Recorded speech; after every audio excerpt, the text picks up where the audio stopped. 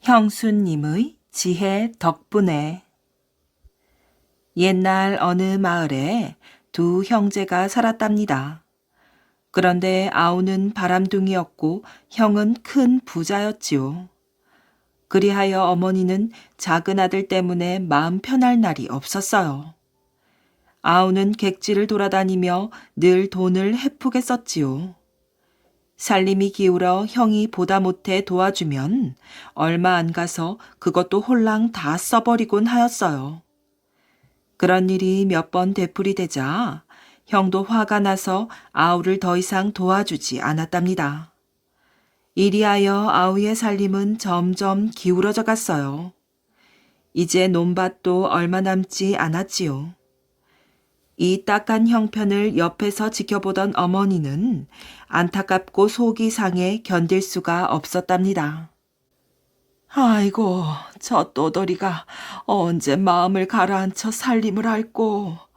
저러다간 몇 년 안 가서 제 살림을 다 까먹겠구나. 어머니는 작은 아들을 볼 때마다 타이르고 꾸중을 하였어요.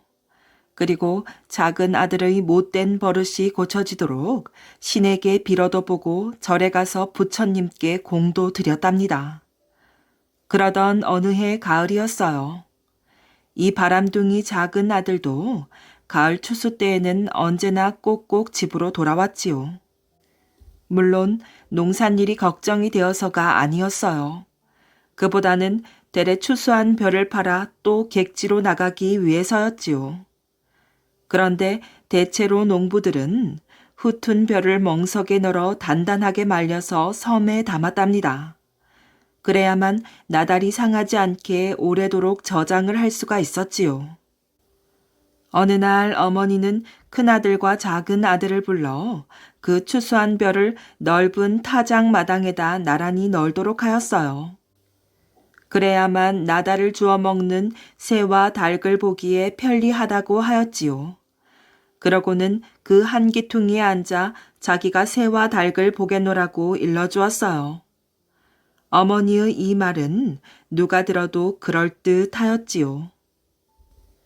농촌에선 가을이면 일손이 모자라는 때라 그렇게 한 곳에다 널어두면 일손을 덜 수가 있었기 때문이에요. 이리하여 어머니의 분부대로 큰아들과 작은아들은 벼를 넓은 타작 마당에 널었답니다. 그리고 약속대로 어머니는 그 한기퉁이에 앉아서 새와 닭을 보았답니다. 그러나 어머니는 때때로 일어서서 주위를 살피곤 하였지요. 새나 닭이 오지 않았는데도 사방을 두리번거렸어요. 그리고는 건성으로 새나 닭을 쫓는 것처럼 후이 후여 하고 고함을 지르는 것이었어요. 누가 들으면 영락없이 어머니가 새나 닭을 쫓고 있는 것이라 여겼을 거예요. 그러나 어머니는 일어서서 새나 닭을 쫓는 신용을 하면서 사실은 그때마다 큰아들네 벼를 두 손으로 움켜떠서 작은 아들네 멍석에다 퍼 넘겼답니다. 어머니가 두 아들을 불러놓고 같은 마당에다 나란히 벼를 널어 놓으라고 한 것은 이렇게 하기 위한 핑계였지요. 이렇게 해서라도 작은 아들을 좀 도와주고 싶은 안타까운 심정이었어요. 워낙 행실이 나빠 도와주지 않는 형더러 벼를 좀 주라고 부탁해 보아도 될 일이 아니었기 때문이지요. 해가 지자 작은 아들이 벼를 담으러 먼저 왔답니다. 그런데 참으로 이상한 일이었어요. 아침에 멍석에다 벼를 넣을 때엔 형의 벼와 자기의 벼가 거의 같은 양이었어요. 그런데 지금 바라보니 벼는 분명히 자기 쪽이 더 많았지요. 아니, 뭔가 이상한데? 이럴 수가 있나? 이건 뭔가 잘못되었어. 형은 어머니를 모시고 또 조상님들 제사를 지내고 있으니 아마 나보다 씀씀이도 많을 게야. 이 많아진 벼를 형의 멍석에다가 도로 퍼넘겨야겠구나. 이러면서 작은 아들은 자기 벼를 형의 멍석 쪽에다가 퍼넘겼지요. 그 양은 오히려 어머니가 퍼넘겨준 양보다도 더 많았답니다. 그런데 이 광경을 마침 물을 길러 우물로 가던 형수가 바라보았어요. 참으로 뜻밖의 일이었지요. 어머나, 저런 착한 분이 또 있을까? 그런데도 우리는 괜히 바람이나 피우는 못된 사람이라고 욕해왔구나. 형을 위해 자기 배를 더 보태어주는 저런 갸륵한 마음씨를 몰라보고 있었다니. 우리도 생각을 고쳐먹고 이제는 뭔가를 도와주어야겠어. 형수는 혼자서 이렇게 생각하였어요. 그리고 여태까지 시동생을 미워한 것이 부끄러웠지요. 그 뒤부터 형수는 착한 시동생을 도와줄 수 있는 좋은 방법이 없을까 하고 골똘히 생각해 보았어요. 그러나 자기 남편과는 의논을 하지 않았답니다. 의논을 해보았자 들어줄 남편도 아니었어요. 바람둥이 동생 때문에 워낙 시달리고 지쳐서 이젠 동생 일이라면 콩으로 매주를 쏜데도 고지 듣지를 않았지요. 며칠을 두고 생각하던 형수에게 좋은 생각이 떠올랐어요. 그래서 형수는 어느 날 작은 집을 찾아갔지요. 그러고는 시동생의 아내인 동서를 만났답니다. 형님, 어서 오셔요. 자, 이리로 앉으셔요. 그런데 이게 뭡니까? 찹쌀과 누룩이지. 어머, 웬 찹쌀과 누룩을 다 가져오셨어요? 동서, 이 찹쌀과 누룩으로 술을 좀 빚게. 참으로 뜻밖이었어요. 그렇게나 미워하던 시동생인데 술을 빚어 시동생에게 주라는 뜻이 아니겠어요? 그야말로 해가 서쪽에서 떠오를 일이었지요. 형님, 참으로 고맙습니다. 하지만 그래도 괜찮을까요? 술 때문에 바람이 더 나면 어떡하지요? 이 사람아, 그건 염려 놓으시게. 그 술을 서방님 드리라는 것이 아니니 말이야. 네? 그럼... 그 술을 빚거든 걸러다가 문 밖 길에다가 놓아두게나. 그리고 그 앞을 지나가는 마을 사람들을 마음대로 퍼마시게 하란 말이야. 네? 동서, 그 이유는 묻지 말게. 다 서방님과 동서를 위하는 일이니 내 시키는 대로만 해보게. 참으로 알 수 없는 일이었어요. 무엇 때문에 동네 사람들에게 술 대접을 하라는지 그 까닭을 알 수가 없었지요. 그러나 이것이 자기와 남편을 위해서라니 거절할 수도 없었답니다. 네, 형님이 시키는 대로 하겠습니다. 형님이 어떤 분입니까? 죽으라면 당장 죽는 신용이라도 하여야지요. 하물며 우리를 위하는 일이라고 하셨는데 무슨 짓인들 못하겠어요. 형님 분부대로 술을 빚겠습니다. 이리하여 작은 며느리는 큰 독에다가 술을 빚었지요. 그리고 며칠 지나 술이 익자 큰 동서가 시키는 대로 그 술을 걸러서 집 앞길에다가 놓아두고 조롱밭까지 띄워놓았어요. 그러자 지나는 사람마다 술을 퍼마시더니 모두들 아우와 작은 며느리를 칭찬하였어요. 물론 큰아들인 형도 그 앞을 지나다가 술을 퍼마셨지요. 그러나 형은 칭찬을 하지 않고 속으로 동생을 욕하였어요. 저놈이 환장을 하였나? 살림도 넉넉하지 못한 주제에 술을 빚어 동네 사람들을 대접하다니. 아니, 어쩌면 여태 바람을 피우고 돌아다녀 많은 사람들한테 욕을 들어왔으니 그것을 씻으려고 하는 얕은 수작인지도 모를 일이야. 술 대접을 시작한 지 며칠이 지난 뒤였어요. 큰 며느리가 다시 작은 집으로 찾아왔지요. 동서, 오늘은 술에다가 물을 타서 거르지 말고 전내기를 한 동이 문 밖에다가 놓아두게. 형님, 물을 타서 거르지 않으면 굉장히 독할 텐데요. 남정네들이란 술이 독할수록 더 좋아한다네. 이리하여 작은 며느리는 큰 며느리가 시키는 대로 또 전내기 한 동이를 내어놓고 조롱박을 띄워두었지요. 그러자 마을 남정네들은 과연 혀를 내두르면서도 그 술을 맛있게 마셨답니다. 물론 큰아들도 이 독한 술을 조롱박으로 너댓 잔이나 퍼마셨지요.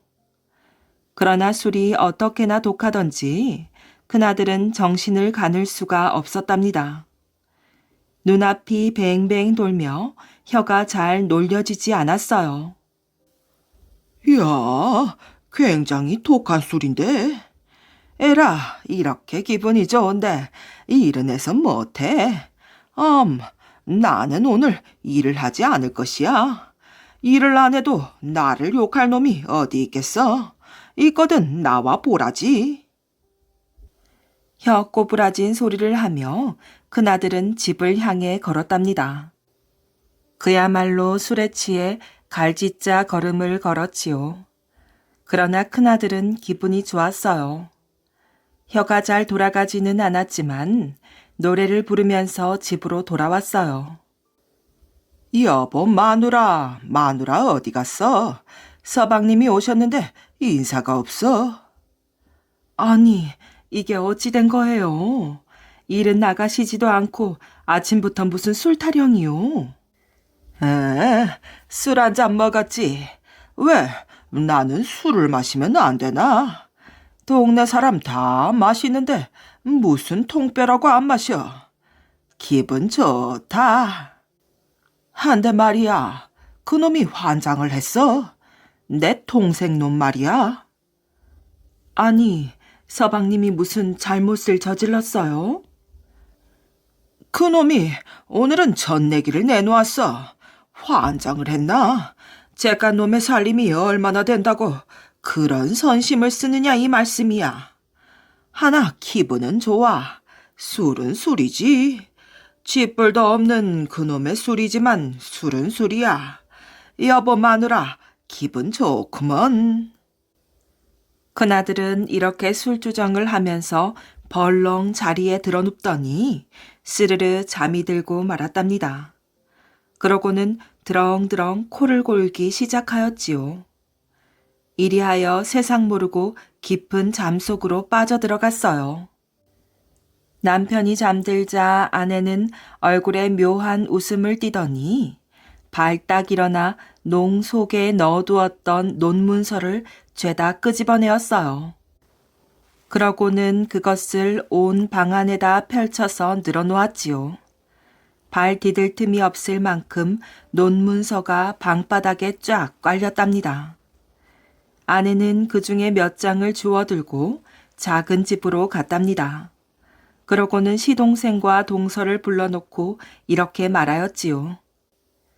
이걸 받으셔요. 논문서입니다. 서방님께서 며칠 전에 별을 우리 멍석에다 퍼넘기는 것을 보았어요.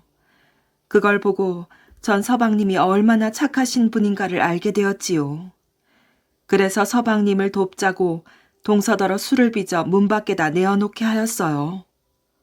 헌데 형수님, 술을 왜 빚게 했는지 우리 내외는 지금까지도 통 알 수가 없습니다. 무슨 까닭이라도 있는지요?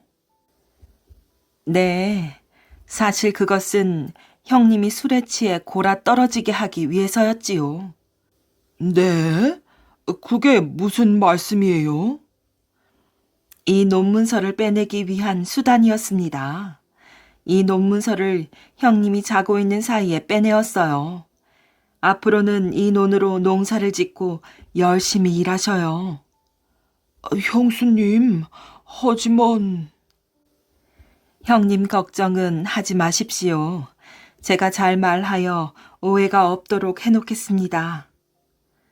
동생 내외는 너무나 뜻밖의 일이라 어쩔 줄을 몰랐답니다. 형수가 얼마나 고마운지 무릎을 꿇고 절이라도 하고 싶은 심정이었어요. 한편 잠들었던 큰아들은 술이 깨자 자리에서 일어났지요. 그런데 이게 웬일이지요? 온 방 안에 그렇게도 소중하게 보관해둔 논문서가 쫙 깔려있지 않겠어요. 그나들은 금방 눈이 휘둥그레졌답니다. 이런 변이 있나? 내가 자고 있는 사이에 도둑이 들었구나. 이러면서 논문서를 한 장 한 장 챙겨보았어요. 한참 동안 논문서를 챙기고 있는데 동생 집에 갔던 아내가 돌아왔지요. 여보, 당신은 어딜 갔다 오는 거요? 내가 자고 있는 사이에 도둑이 들었잖소. 집도 안 보고 쏘다니니 이런 편을 당하지 않소. 아니, 이 양반이? 도둑이 들다니 그게 무슨 말이에요? 아무리 술에 취해 끼로서니 그렇게도 정신이 없소? 아까 당신이 이 논문서 다 끄집어내지 않았습니까? 아내는 이렇게 시치미를 뚝 떼었어요. 남편에게 거짓말을 한다는 것은 나쁜 일이었으나 그 거짓말로 작은 집을 돕고 또 형제 간의 우애가 깊어진다면 과히 큰 허물이 안 되는 것이라고 생각하였지요. 내가 끄집어냈다고? 동생이 술까지 빚어 대접하는 걸 보면 이젠 착한 사람이 됐다며 논을 몇 마지기 주어야겠다고 하지 않았어요. 그러면서 논문서 몇 장을 저보고 동생에게 갖다 주라고 하셨잖아요. 전 지금 작은 집을 다녀오는 길입니다. 여보, 참 잘하셨어요. 많지도 않은 동기간에 이렇게 우애가 깊으니 얼마나 좋은 일이에요. 정말 잘하셨습니다. 서방님도 이젠 정말 착한 사람이 되었어요. 이러면서 아내는 시동생이 언젠가 벼를 널어 말릴 때 자기 벼를 형네 멍석에다 퍼넘기던 이야기를 해주었지요. 그런데 이야기를 듣고 있던 남편은 뭐가 뭔지 머릿속이 띵하였어요. 사실 아내의 말대로 논문서를 준 듯도 안 준 듯도 하여 기억이 흐릿하였지요. 워낙 독한 술에 취해 자기가 한 짓을 똑똑히 기억할 수가 없었답니다.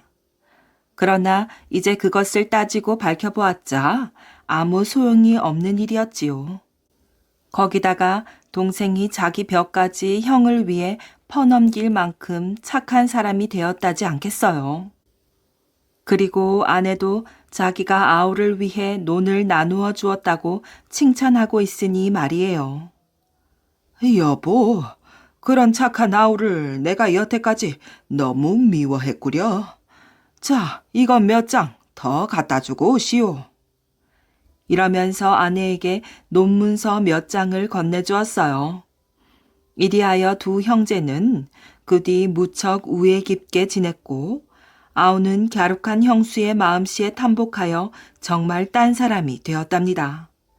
그리고 마음을 고쳐먹은 아우는 그 뒤 열심히 일하여 형 못지않은 큰 부자가 되었답니다. 지혜로운 농부. 옛날 어느 왕에게 예쁜 딸이 하나 있었답니다. 왕은 딸을 누구보다도 사랑하고 아꼈지요. 어느 날 부엉이 한 마리가 날아와 은행나무 위에서 울고 갔어요. 다음 날부터 공주는 눈도 뜨지 않고 말도 하지 않는 이상한 병에 걸렸지요. 왕은 나라의 유명한 의원들을 모두 불러들였어요. 공주의 병만 고쳐준다면 내 재산의 절반이라도 주겠느니라. 하지만 어떤 의원도 공주의 병을 고치지 못했답니다. 공주의 생명을 구할 사람이 아무도 없단 말이냐. 왕의 한숨 소리는 나라 이곳저곳에 들릴 정도였어요. 임금님, 공주님의 병은 부엉이 때문인 것 같습니다. 그놈을 잡기만 하면 나을 것이라 생각되옵니다. 신하는 무릎을 꿇고 아뢰었어요. 부엉이라고? 그렇다면 당장 없애도록 하여라. 왕의 명을 받은 신하는 활을 잘 쏘기로 유명한 명수들을 불러 모았지요. 너희들은 밤중에 나타나는 부엉이를 쏘아서 잡아야 하느니라. 밤중에 부엉이를 활로 쏘아서 잡는다는 건 어려운 일이었어요. 재물에 욕심이 난 사람들은 부엉이를 잡으려고 애를 썼지요. 하지만 어느 누구도 부엉이를 잡지 못하였어요. 안 되겠구나. 온 나라에 알려 양반이건 상민이건 누구나 부엉이를 잡을 수 있는 사람이면 모두 데려오도록 하여라. 이 소식은 온 나라 안에 퍼졌답니다. 산골 마을에 사는 가난한 농부도 이 소식을 들었지요. 여보, 임금님이 사는 궁에 가봐야겠소. 궁이라니요? 당신이 거긴 왜요? 아내는 걱정이 되었어요. 내가 가면 부엉이를 잡을 수 있을 것 같소. 농부는 길 떠날 준비를 하였답니다. 당신 같은 사람이 갔다가 부엉이를 잡지 못하면 큰 벌이 내려질 겁니다. 난 꼭 잡을 수가 있소. 그렇게 되면 우리도 잘 살 수 있을 것이오. 아내는 더 이상 말리지 않았어요. 다음날 아침, 아내는 남편에게 호미 한 자루를 주었지요. 혹시 필요한 일이 있으면 이걸 쓰세요. 며칠 후 농부는 궁궐 앞에 도착하였어요. 온 나라에서 찾아온 사람들이 여기저기에서 웅성거리고 있었답니다. 대부분 부엉이를 잡겠다고 들어갔다가 실패한 사람들이었지요. 내가 괜한 짓을 하는 건가? 그래도 여기까지 왔는데 그냥 갈 수는 없지. 농부는 궁궐 안으로 들어갔어요. 너는 무엇을 하러 온 놈이냐? 문지기가 못마땅하다는 듯이 농부를 쳐다보았지요. 왜 왔겠소? 부엉이를 잡으러 왔지. 문지기는 어처구니가 없다는 듯이 콧방귀를 뀌었답니다. 내놓으라 하는 포수들이 다녀갔지만 부엉이를 잡지 못했다. 헛수고 하지 말고 어서 돌아가거라. 문지기는 농부를 떠밀었어요. 하는 수 없이 시장에 가서 호미를 팔고 부엉이 새끼 한 마리를 샀답니다. 날이 어두워지자 부엉이 새끼의 몸뚱이에 화살을 꽂았어요. 농부는 성벽 모퉁이로 가서 슬쩍 성 안으로 부엉이 새끼를 던져 넣었지요. 그리고는 다시 궁궐 앞으로 갔답니다. 어찌 다시 온 게냐? 문지기가 농부를 가로막았어요. 방금 날아가는 부엉이를 내 활로 쏘았는데 궁궐 안으로 떨어졌소. 농부의 말을 들은 문지기는 궁궐 안을 살펴보았어요. 부엉이 한 마리가 화살에 꽂혀 떨어져 있었지요. 문지기는 궁궐지기 대장에게 알렸답니다. 이 소식을 들은 왕은 농부를 불렀어요. 네가 공주의 병이 걱정되어 먼 길을 온 게로구나. 네, 그렇습니다. 임금님의 불행은 나라의 슬픔입니다.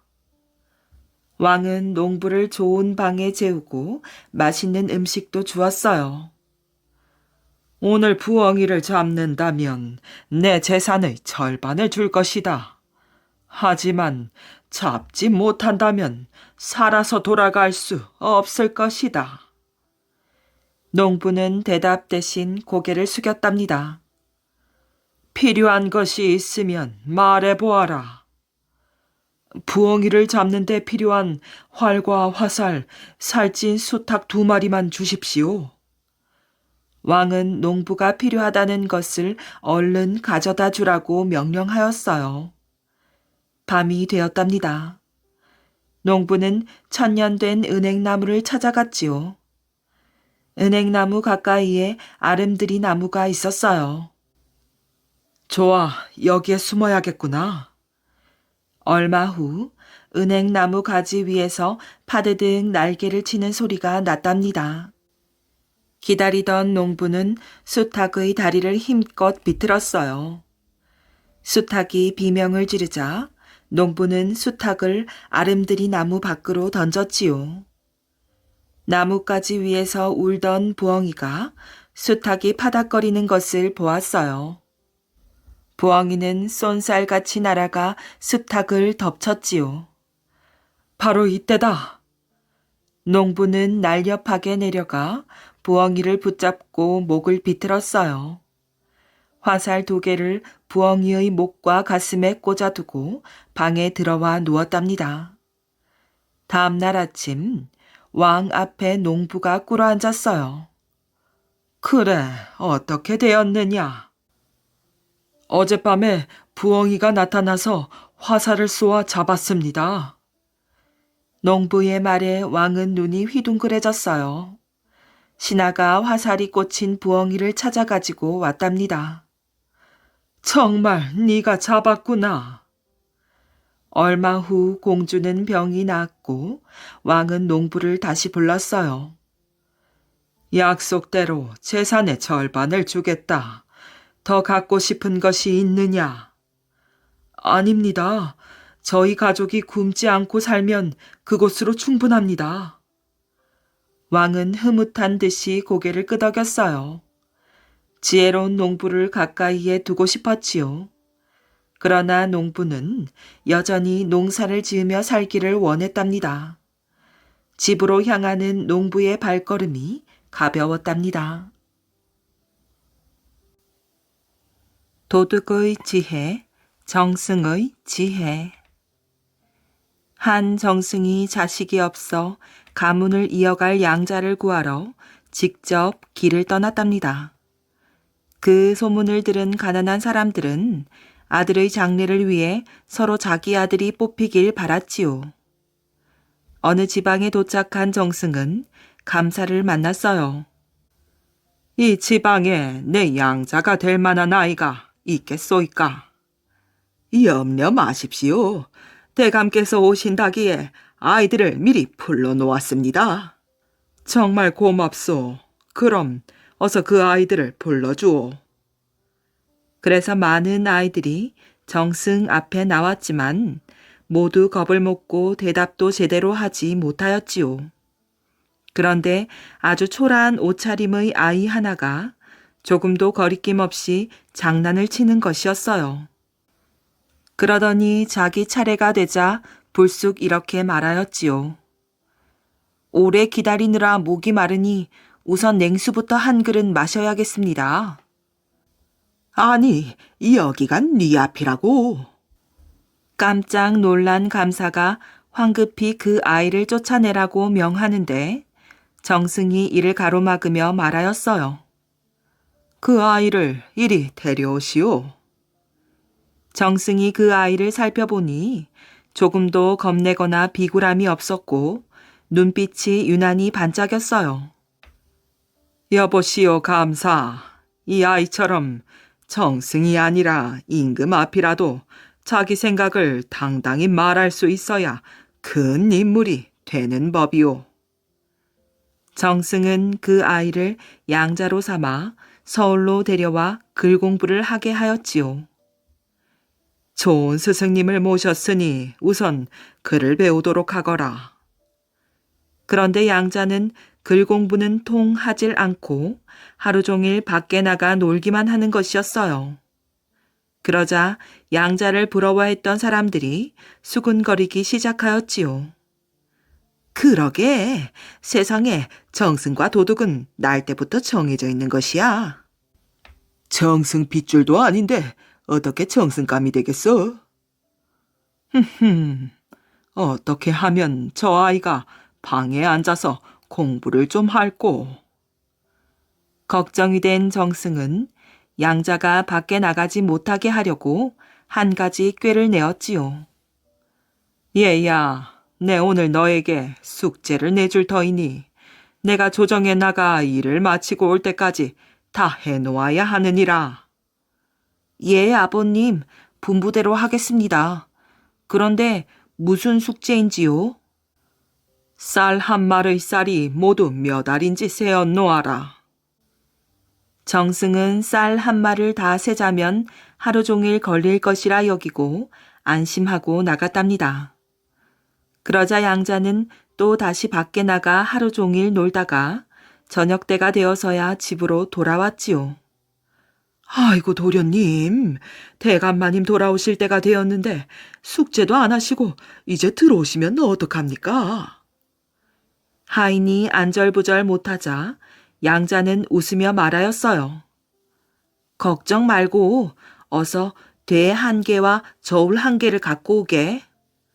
예? 또 무슨 장난을 하시게요? 그건 두고 보면 알게 될 것일세. 얼마 후에 정승이 돌아와 양자를 불렀어요. 오늘도 하루 종일 나가 놀았다고? 그렇다면 내가 아침에 낸 숙제는 다 했더냐? 예, 아버님. 그럼 쌀 한 마리의 쌀알 수는 몇 개나 되는고? 예, 여기에 적어 놓았습니다. 양자는 종이에 적은 것을 꺼내 보였지요. 이 수가 틀림이 없으렸다. 그래, 이걸 어떻게 세었느냐? 예, 쌀 한 대의 무게를 잰 다음 그 한 대의 쌀알 수를 셌습니다. 그리고 그 한 대의 무게만큼 나머지 쌀을 되에 담아보니 모두 12대하고 한 줌이 남았습니다.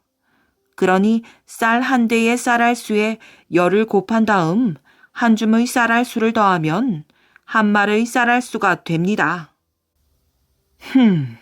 과연 그렇구나. 정승은 양자의 지혜에 은근히 놀랐지만 조용히 나무랐지요. 세상에 정승과 도덕이 날 때부터 정해져 있는 것이 아니니라. 지혜를 잘 쓰면 정승이 되지만 잘못 쓰면 도둑이 되는 것이니 지혜를 어떻게 써야 하는지 배워야 하는 것이다. 그 말을 들은 양자는 그날부터 열심히 글 공부를 하기 시작하였어요. 그러던 어느 날, 어느 고을에 살인 사건이 일어났지요. 그런데 그 고을 사또는 그 사건이 너무 복잡하여 조정의 해결을 청하였답니다. 그러나 재판관인 정승도 판단하기 어려워 그 사건은 도무지 풀리지 않았지요. 아버님, 무슨 근심되는 일이라도 있는지요? 어느 날 양자가 걱정을 하자 정승은 아들의 지혜를 시험해 볼 겸 물어보았어요. 다름이 아니라 풀기 어려운 사건이 일어났구나. 어떤 집에 3명의 사내가 죽어 있었단다. 그리고 3사람의 한가운데에 술통이 하나 놓여 있었지. 술을 마시지 않은 한 사람은 가슴에 상처가 있었고 다른 2사람은 술을 마신 채 돈을 갖고 있었다. 도대체 누가 3사람을 죽였으며 왜 그랬겠느냐? 양자는 깊이 생각하는 듯 하더니 곧 이렇게 대답하였어요. 아버님, 제 생각으로는 그 3사람이 모두 다 도둑인데 서로 싸우다가 죽은 것 같습니다. 아니, 어째서 그렇게 생각하느냐?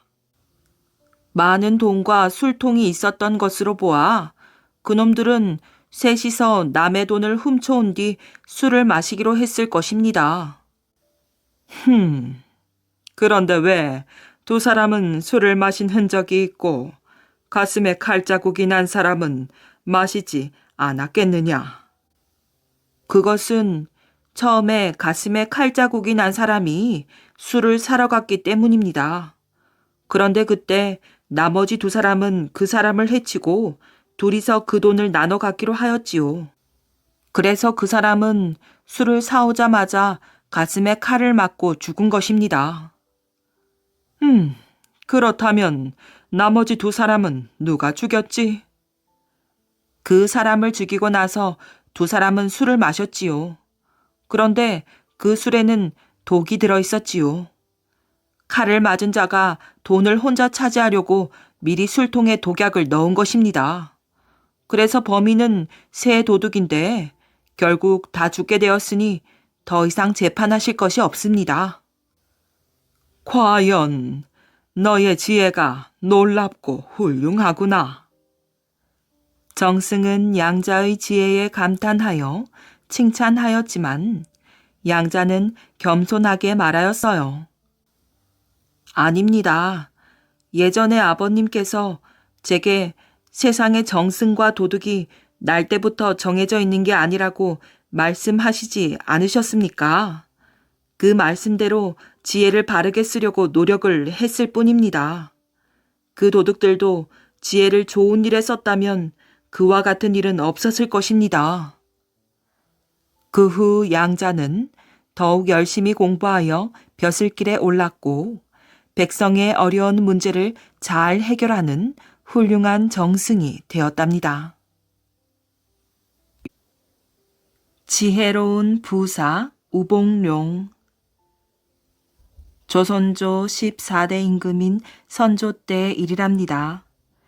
경상북도 안동 부사로 있던 우봉룡이란 사람이 있었지요. 우봉룡 부사는 백성들의 억울함을 잘 풀어주기로 유명했던 사람이랍니다. 어느 장날 닭장수가 부사에게 억울한 일을 호소해왔어요. 닭장수의 이야기는 이러하였지요. 닭을 팔려고 장에 내갔는데 닭 한 마리가 닭장에서 빠져나가 어느 집 울타리를 넘어 장터 주막으로 들어갔어요. 닭장수는 기웃거리다가 주막 안으로 들어갔지요. 주막집 여인은 어느새 닭을 잡아 털을 뽑고 있었어요. 아니, 저건 분명 내 닭인데. 닭장수는 주막집 여인에게 말하였지요. 여보시오, 이건 내 닭인데 왜 남의 닭을 잡는 것이오? 뭐예요? 도대체 당신은 누군데 남의 집에 들어와 헛소리를 하는 거예요? 여인이 소리치자 남편이 뛰어와 웬 도둑놈이 야단이야? 하며 닭장수를 도둑으로 몰고는 몽둥이질을 하였답니다. 닭장수는 실컷 얻어맞고 관가로 와서 억울함을 호소했던 것이지요. 닭장수의 이야기를 들은 안동 부사는 주막집 주인에게도 이야기를 시켜 다 들어본 다음에 아침에 닭에게 어떤 모이를 먹였느냐 하고 닭장수에게 물었답니다. 수수를 먹였습니다. 그렇다면 모이 주머니를 갈라보거라. 닭의 모이 주머니를 갈라보니 정말 수수가 잔뜩 들어있었답니다. 부사는 주막 주인은 닭장수에게 닭 5마리를 주거라 하고 판결을 내렸어요. 또 이런 일도 있었답니다. 길을 가던 나그네가 길가에서 낮잠을 자다가 돈 주머니를 도둑 맞았지요. 이 일로 재판을 하게 된 부사는 도대체 어디서부터 해결의 실마리를 풀어야 할지 알 수가 없어 골똘히 생각했답니다. 옳지, 그러면 되겠구나. 부사는 좋은 생각을 떠올리고는 나그네에게 물었답니다. 네가 잠을 자고 있어 훔쳐가는 사람을 보지 못하였겠다. 예, 그렇습니다. 그렇다면 잠이 깨었을 때 근처에 무엇이 있었더냐? 부사의 물음에 나그네는 한동안 생각하다가 제가 본 건 장승밖에 없습니다. 하고 대답하였지요. 그렇다면 그 장승이 훔친 게로구나. 어서 장승을 잡아오너라. 나졸들은 고개를 갸웃거리며 장승을 묶어다 동헌 마당에 세워놓았어요. 저 장승이 밤에 도망가지 못하도록 철저히 지키거라. 부사는 나졸들에게 명령하였어요. 나졸들은 우리 부사가 혹시 잠시 정신이 돈 게 아닌가 하면서도 엄한 명령이라 그대로 따랐답니다. 하룻밤이 지나고 날이 밝자 부사는 아전과 나졸들을 불러들였어요. 어젯밤에 장승이 달아나지는 않았느냐? 예, 장승을 보러 온 사람들은 없었느냐? 한 사람 있었습니다요. 그래? 그 사람이 뭐라고 말은 하지 않더냐? 중얼거려 잘 알아들을 수는 없었지만 장승에게 네가 억울하게 되었구나 하는 것 같았습니다요. 여봐라, 어서 그 놈을 당장 잡아들여라. 나졸들은 재빨리 그 사람을 잡아들였어요. 그 사람은 말할 곳도 없이 나그네의 돈을 훔친 도둑이었답니다. 도둑이 제 발이 저려 장승이 어떤가 보러 왔던 것이지요. 도둑은 나중에 자기가 도둑질한 곳을 꼭 둘러본다고 한답니다. 이러한 우복룡의 번뜩이는 지혜로 그가 다스리는 고을의 사람들은 편하게 지낼 수 있었답니다. 노인의 지혜로운 판결. 나무꾼 총각이 나무를 팔러 장에 갔답니다. 재수가 좋았는지 그날 가져간 나무를 모두 팔아 2푼을 손에 쥘 수 있었지요. 총각은 가벼운 마음으로 장을 나섰어요. 그런데 집으로 가는 길에 총각은 길바닥에 떨어져 있는 주머니 하나를 주었지요. 이게 뭐지? 총각은 주머니를 풀어보았어요. 그 안에 엽전 2냥이 담겨 있었지요. 돈주머니로구나. 이것을 잃어버린 사람은 얼마나 애가 탔을까? 총각은 착하고 정직한 사람이었어요. 그래서 돈주머니 임자가 오기를 기다렸지요. 날은 무척 더웠답니다.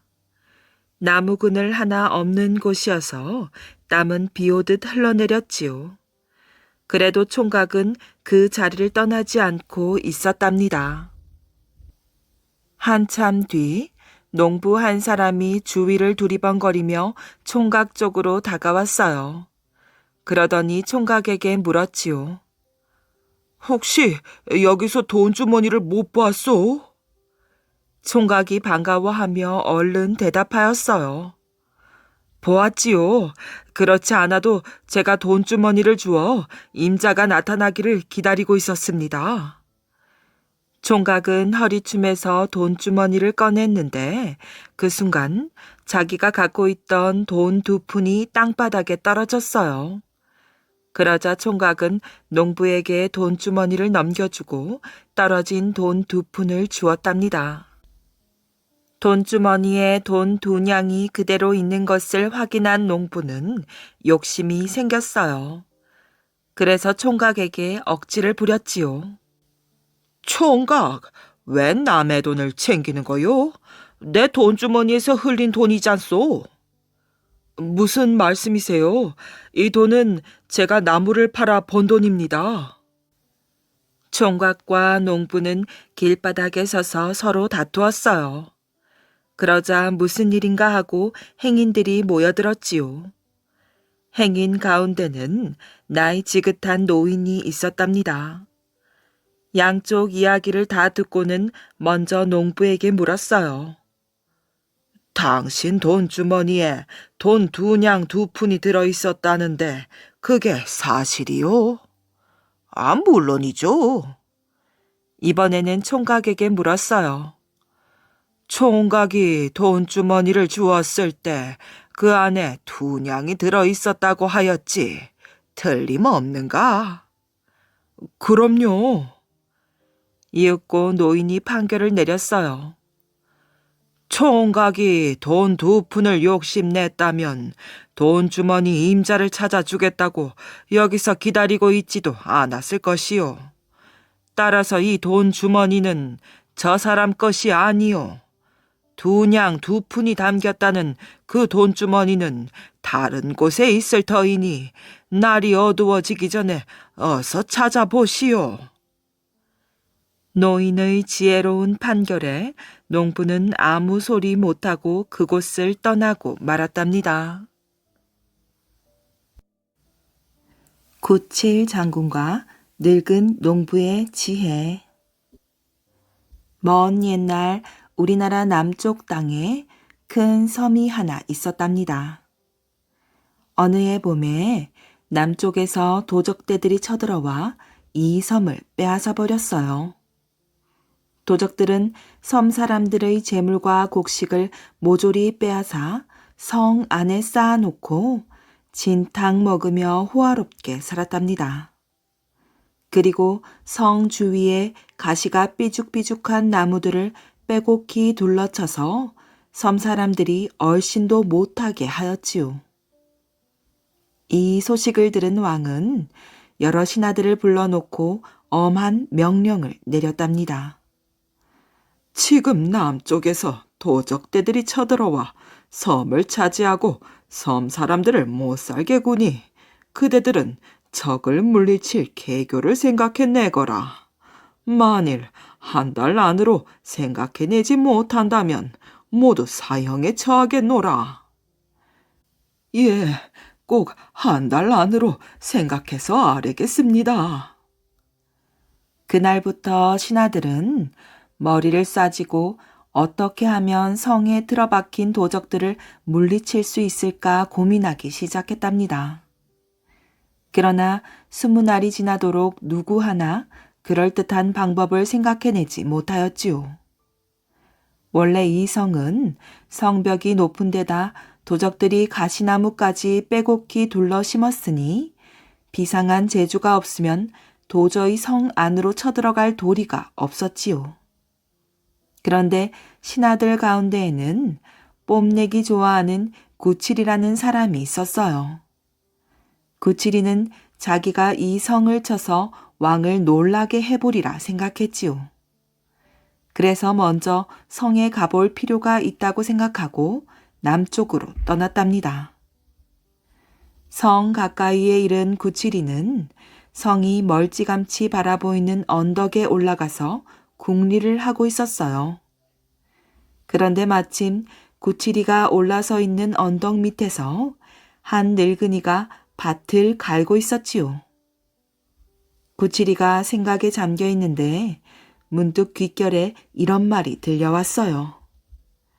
이랴, 이놈의 소야, 조구칠이보다도 더 미련한 놈의 짐승 같으니라고. 이 소리를 듣자 구칠이는 성이 잔뜩 나서 늙은이한테로 다가가서 따졌답니다. 영감, 무엇이 어쨌다고? 구칠이보다 더 미련하다고? 그래, 영감 생각에는 구칠 장군이 소보다 못하단 말인가? 그러자 늙은이는 천연덕스럽게 구칠이를 쳐다보며 대답했어요. 그야 말할 것도 없지요. 그렇지 않고서야 구칠 장군이 왜 저 성을 못 치겠소? 구칠이는 더욱 성이 나서 소리쳤어요. 아니, 영감은 눈이 없소. 저기 저 가시나무가 보이지 않소.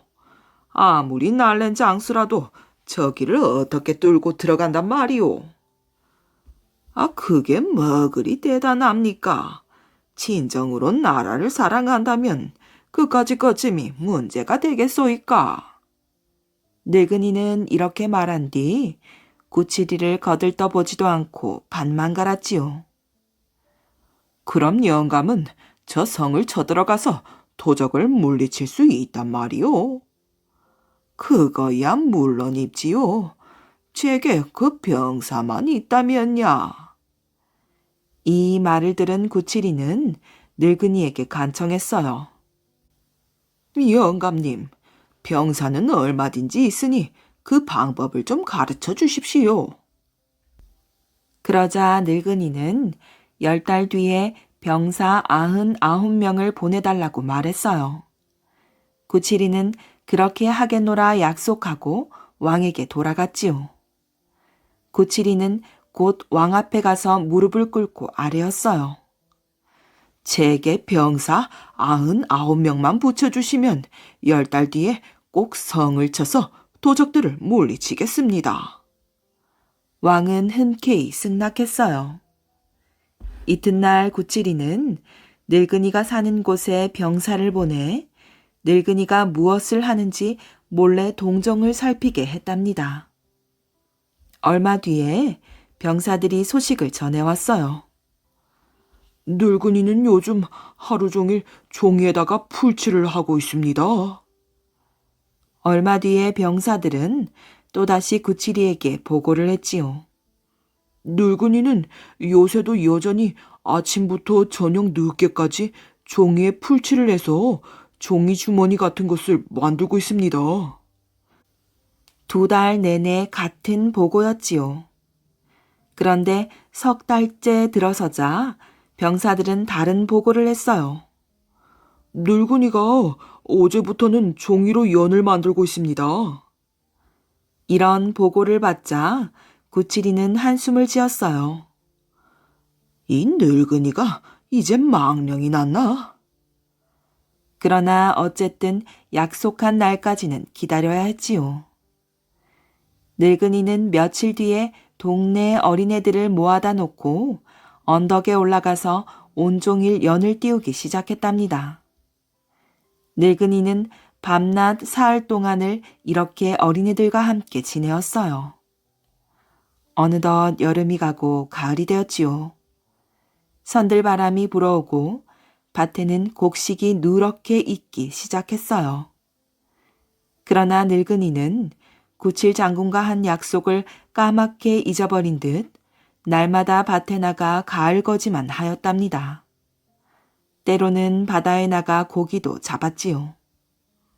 이렇게 하여 추운 겨울도 지나가고 따뜻한 봄이 돌아왔어요. 어느덧 구칠 장군과 약속한 날이 다가왔지요. 구칠이는 애가 타서 병사를 더 보내 늙은이의 집을 잘 감시하게 했답니다. 그러고는 만일 이제 와서도 늙은이가 아무 일도 꾸미지 않고 그냥 있거든 당장 그놈을 붙들어 가지고 오너라 하고 마지막으로 일러서 보내었어요. 그러나 늙은이는 여전히 집에 들어앉아 농사지을 준비만 서두르고 있었답니다. 병사들은 늙은이의 집을 몇 겹으로 둘러싸고 엄격하게 감시했어요. 그런데 10달이 거의 다 된 어느 날 저녁이었어요.